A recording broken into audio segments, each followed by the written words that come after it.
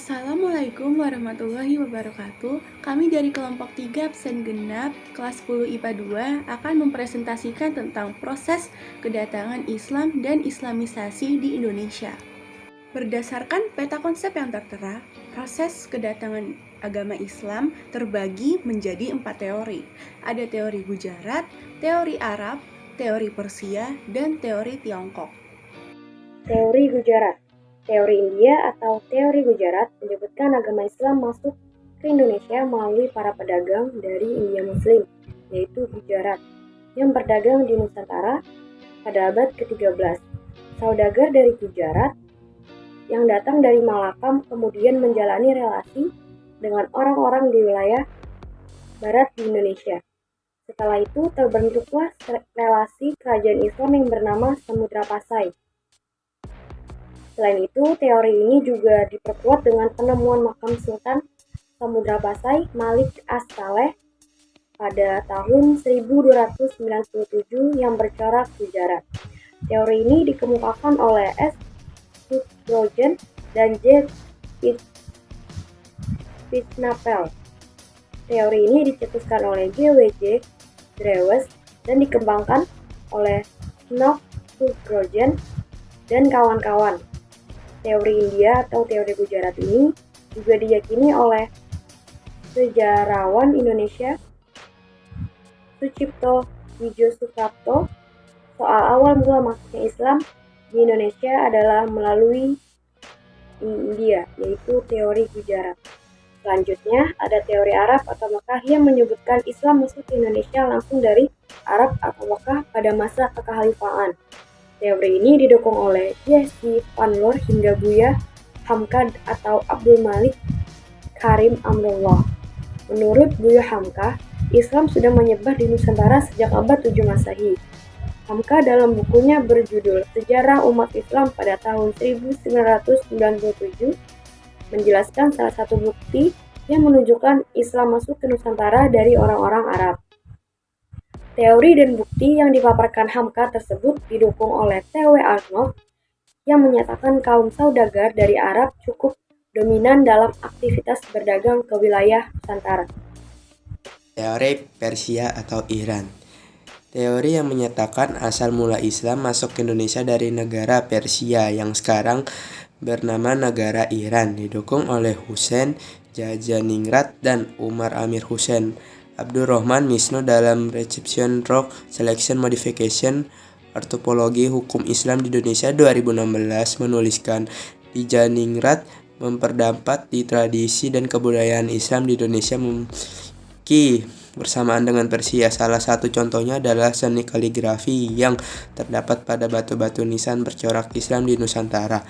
Ada pula budaya Tabot di Bengkulu dan Tabuk di Sumatera Barat yang serupa dengan ritual di Persia setiap tanggal 10 Muharram.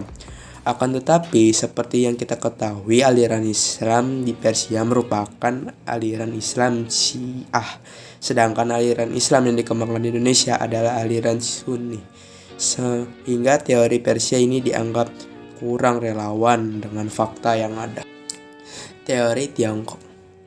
Ajaran Islam berkembang di Tiongkok pada masa dinasti Tang 6818 sampai 908 Masehi, dibawa oleh panglima muslim dari kekhalifahan di Madinah semasa era Khalifah Utsman bin Affan, yakni Sa'ad bin Abi Waqqas.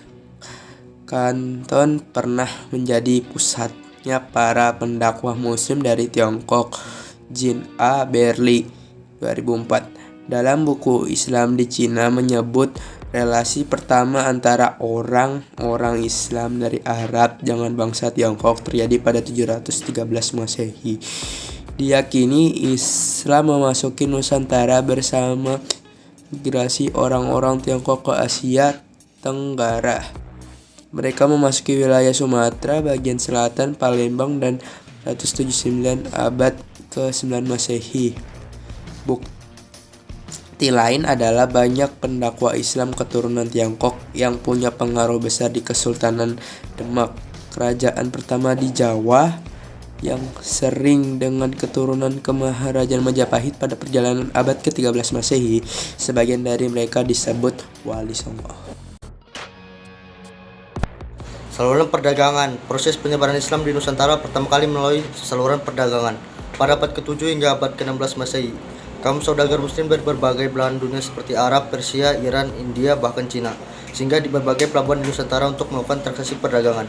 Relasi niaga ini kemudian memunculkan interaksi antara para pedagang asing yang beragama Islam itu dengan orang-orang Nusantara di berbagai tempat yang disinggahi. Tidak sedikit para saudagar muslim itu yang menetap di daerah-daerah pesisir di Nusantara. Lambat laun tempat yang mereka tinggali berkembang menjadi perkampungan muslim. Interaksi yang sering muncul saling mempengaruhi antara satu dengan lainnya. Pengaruh ini membuat pergeseran dengan sistem kehidupan masyarakat di Nusantara termasuk dalam hal kepercayaan. Bermukimnya para pedagang muslim di beberapa wilayah di Nusantara menimbulkan interaksi dengan masyarakat setempat. Banyak orang asing tersebut yang kemudian menikah dengan perempuan asli Nusantara yang kemudian menjadi salah satu saluran islamisasi, yakni melalui pernikahan. Pernikahan antara orang asing beragama Islam dengan pribumi juga terjadi di kalangan bangsawan atau istana, yang membuat penyebaran Islam semakin masif dan efektif. Saluran islamisasi melalui pernikahan menjadi akar yang kuat untuk membentuk masyarakat muslim. Inti dari masyarakat adalah keluarga. Setelah memiliki keturunan, maka persebaran Islam semakin meluas di Indonesia. Saluran tasawuf dan saluran pendidikan. Saluran islamisasi di Nusantara berikut adalah melalui tasawuf. Menurut KBBI, tasawuf adalah ajaran atau cara untuk mengenal dan mendekati diri kepada Tuhan. Para pendakwah Islam di Indonesia mengajarkan tasawuf kepada masyarakat dengan cara yang mudah dimengerti dan disesuaikan dengan tradisi yang sudah ada sebelumnya.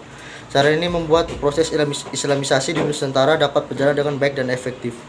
Saluran pendidikan.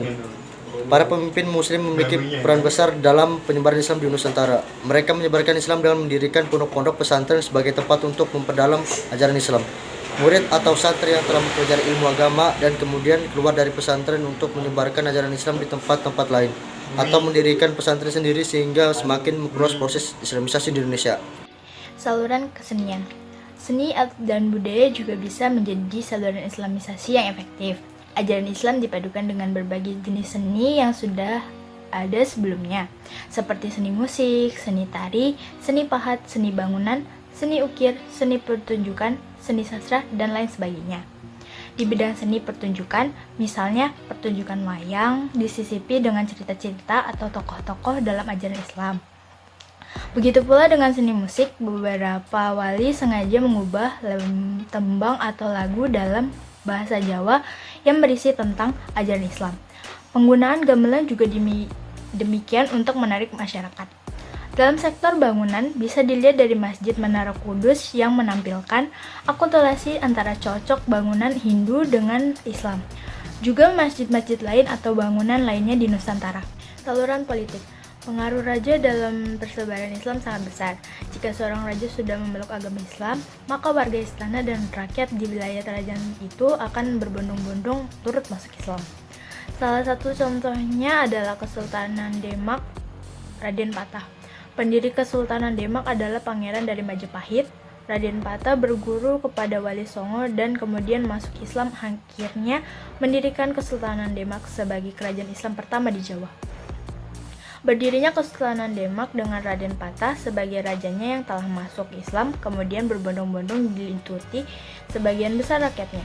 Kehadiran Kesultanan Demak pada akhirnya meruntuhkan kerajaan Majapahit dan semakin banyak orang yang memeluk agama Islam.